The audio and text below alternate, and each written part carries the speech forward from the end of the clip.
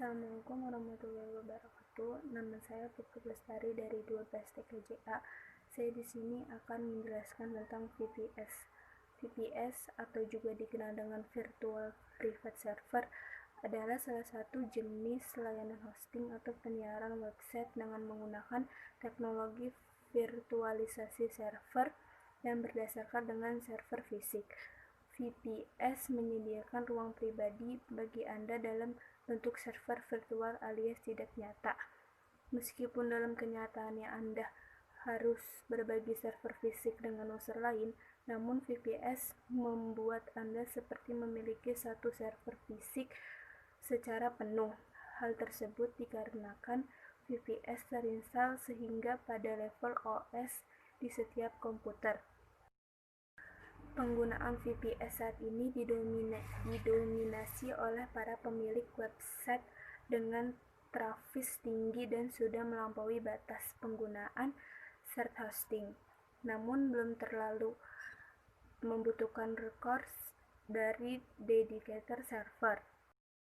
Dan adapun keunggulan VPS. Berikut ini adalah beberapa keunggulan menggunakan VPS. 1. Administrasi penuh sebagai pemilik atau root. 2. Bebas install dan uninstall perangkat lunak. 3. Server yang stabil. 4. Memiliki IP publik khusus. 5. Akses resource server yang cukup. Dan adapun kelemahan VPS. Berikut ini adalah beberapa kelemahan menggunakan VPS. 1. Harga yang mahal ketimbang shared hosting. 2. Tidak cocok untuk pemula. 3. Jika terjadi kegagalan hardware, maka akan mempengaruhi semua VPS dalam sebuah server. 4. Server harus sering dimonitoring. 5. Berbagai resource dengan pengguna lain sehingga VPS tidak berjalan maksimal. Adapun cara kerja VPS. Alur kerja VPS dimulai dari server fisik berupa komputer. Server fisik ini adalah tempat di mana Anda dan seluruh user lainnya menyimpan file dan database yang dibutuhkan untuk website yang akan dihostingkan. Nantinya browser yang digunakan oleh pengunjung website Anda akan mengirimkan permintaan kepada server untuk kemudian server mentransfer file yang diinginkan ke pengunjung melalui internet. Nah, pada saat proses penerimaan dan pengiriman kembali itu, VPS bekerja, jadi penggunaan akan mendapatkan respon dari VPS yang mana berkaitan langsung dengan server fisik dan memberikan file yang diminta tersebut melalui internet.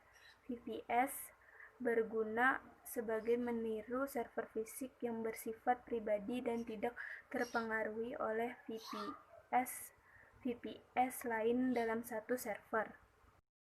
Adapun jenis Virtual Private Server atau VPS yang wajib diketahui.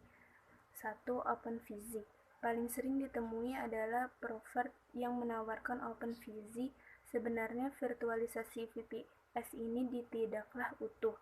Masih ada beberapa komponen yang dipakai bersama pada seluruh VPS dalam satu server atau node. Adapun kelebihan OpenVZ. 1. Harganya murah, malah bisa dikatakan termurah untuk spesifikasi yang sama dengan teknologi virtualisasi berbeda. 2. Secara keseluruhan lebih hemat penggunaan memorinya karena ada beberapa komponen yang penggunaannya secara sharing. Kekurangan OpenVZ. 1. Karena bukan virtualisasi sejati, maka tidak bisa diinstal Windows, jangan sampai salah beli jadinya. Kedua, data VPS bisa diakses oleh providernya langsung. Yang kedua, KVM. Sedangkan KVM atau Kernel Based Virtual Machine adalah pilihan utama kalau Anda ingin lebih bebas mau difungsikan sebagai apa VPN-nya. Kalau yang ini memang adalah teknologi virtualisasi penuh dan tidak ada yang dibagi ke tetangga. Kelebihannya, Satu, kalau Anda butuh menginstal Windows, maka KVM adalah solusinya. Kedua, Anda ingin install keluarga sistem operasi BSD sama juga KVM. Kekurangannya, secara harga rata-rata lebih mahal daripada VPS dengan teknologi virtualisasi lain dengan spesifikasi serta ini disebabkan tidak mudah menciptakan VPS banyak-banyak dengan batas dari KVM. Kedua, penggunaan RAM yang sedikit lebih besar karena ini virtualisasi penuh, jadi benar-benar mandiri. Sekian dari saya. Wassalamualaikum warahmatullahi wabarakatuh.